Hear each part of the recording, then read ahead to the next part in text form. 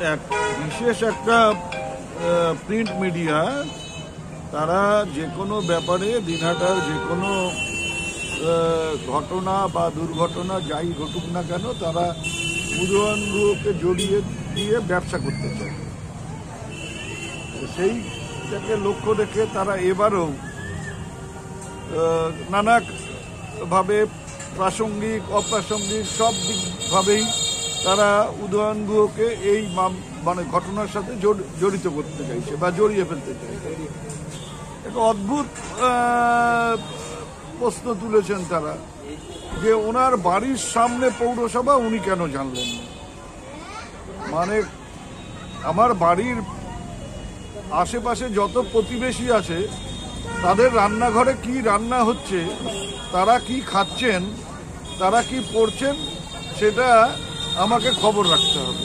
এটাই হচ্ছে তাদের বক্তব্যের একটা অংশ বলে আমার মনে হয়। অর্থাৎ যদি এটাকে কোনোভাবে মানে উদয়ন গুহর উপর দায়টা চাপিয়ে দেওয়া যায়, তাহলে পরেই কিছুদিন গরম গরম খবর পরিবেশন করে সংবাদপত্র বিক্রি করা যাবে। সেই লক্ষ্যে তারা এই খবরটাকে চালু করবার চেষ্টা করছেন, এটাকে সাথে উদয়ন গুহকে জড়িয়ে দেবার চেষ্টা করছেন। কিন্তু সবাই জানে ভালো করে, এখন তো প্রশ্নই নেই। 21 সাল থেকে তো আর আমি পৌরসভার সাথে যুক্ত না, কিন্তু তার আগেও যখন আমি 15 সাল থেকে 21 সাল 6 বছর আমি পৌরসভার চেয়ারম্যান বা 1 বছর অ্যাডমিনিস্ট্রেটর ছিলাম, সেই সময় কিন্তু আমি কেউ আমার দিকে আঙুল তুলতে পারিনি কোনো দুর্নীতির ব্যাপারে। এবং একটা পয়সা যদি কোনোখান থেকে সংগ্রহ করবার কোনো সুযোগ আসলো, তাহলে আমি সেই টাকাটা যাতে পৌরসভার ফান্ডে জমা পড়ে সেই দিকে লক্ষ্য রেখেই কাজ করেছি। আমি যখন পৌরসভার চেয়ারম্যান হই 15 সালে, তখন পৌরসভার নিজস্ব তহবিল ছিল 0।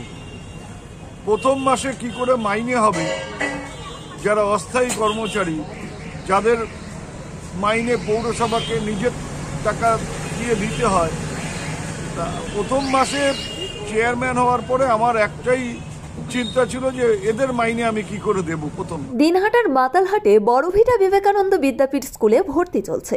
প্রি নার্সারি থেকে 8ম শ্রেণী পর্যন্ত।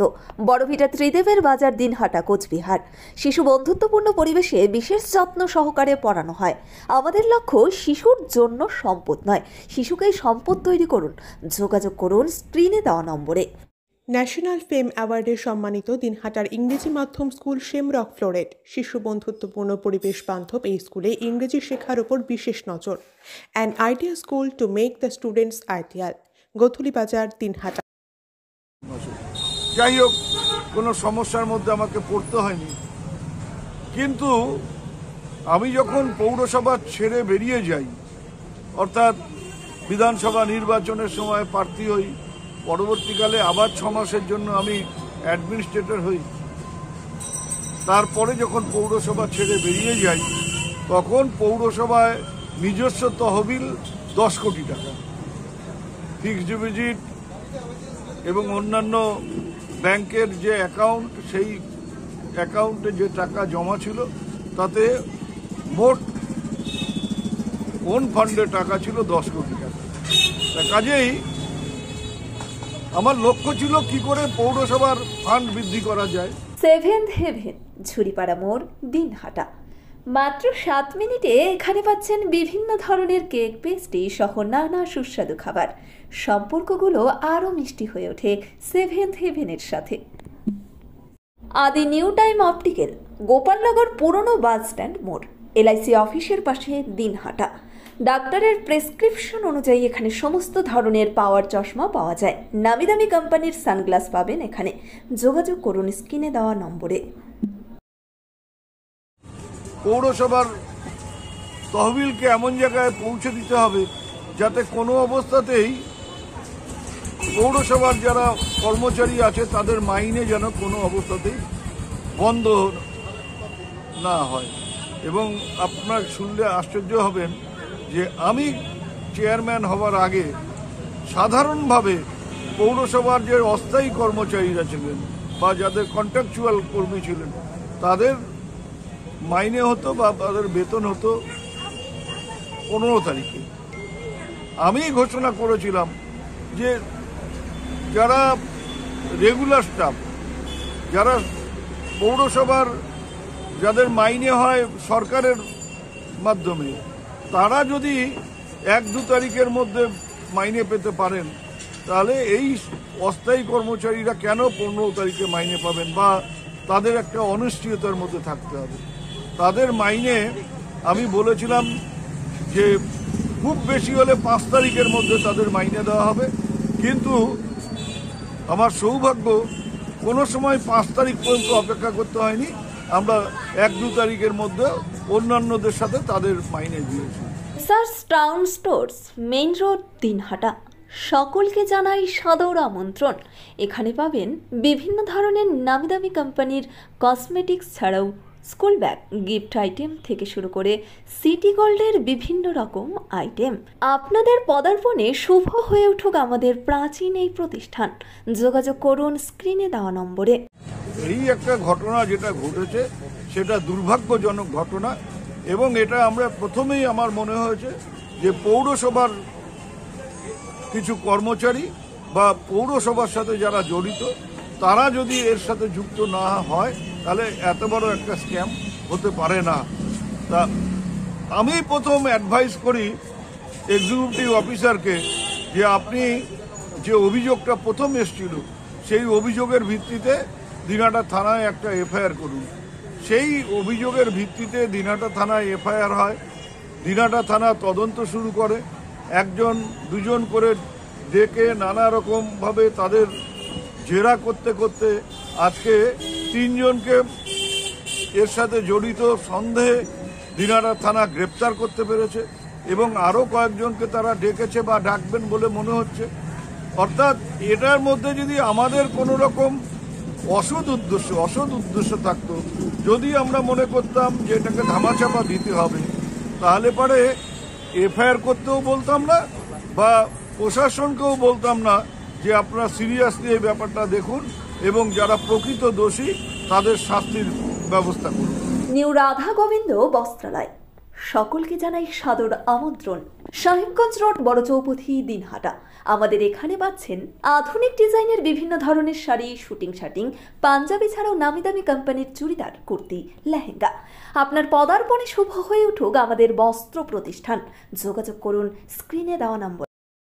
এবং আমরা খুশি দিনহাটা থানা যেভাবে তদন্ত করছে এবং যেভাবে ইতিমধ্যে 2 জন ইঞ্জিনিয়ার, একজন পৌরসভার স্থায়ী ইঞ্জিনিয়ার আর একজন পৌরসভার এনলিস্টেড ইঞ্জিনিয়ার, এই 2 জন ইঞ্জিনিয়ার এবং একজন গ্রুপ ডি কর্মচারীকে ইতিমধ্যে গ্রেপ্তার করেছে, কয়েকজনকে জিজ্ঞাসাবাদ করেছে, আরও হয়তো জিজ্ঞাসাবাদ করে আরও যদি কেউ এর সাথে জড়িত থাকে তাহলে নিশ্চয়ই পুলিশ তাদের বিরুদ্ধে ব্যবস্থা নেবে। এই ব্যাপারে আমি বা আমার দল কোনোভাবে ধামাচাপা দেবার কোনো চিন্তা ভাবনা মানসিকতা আমাদের নেই। এবং ইতিমধ্যে আপনারা জেনেছেন যে দিনহাটা পৌরসভার চেয়ারম্যান যিনি ছিলেন তিনি কিন্তু পদত্যাগ করেছেন। আমাদের যদি কোনো রকম আশকারা এর মধ্যে থাকতো বা আমরা যদি মনে করতাম যে কোনো দরকার নেই, তাহলে এগুলো ব্যাপার গায়ে মাখবার দরকার নেই, যেমন আছে তেমন হচ্ছে চলুক, তাহলে চেয়ারম্যানও হয়তো পদত্যাগ করতেন না বা করার প্রয়োজন বোধ করতেন কিনা আমি জানি না।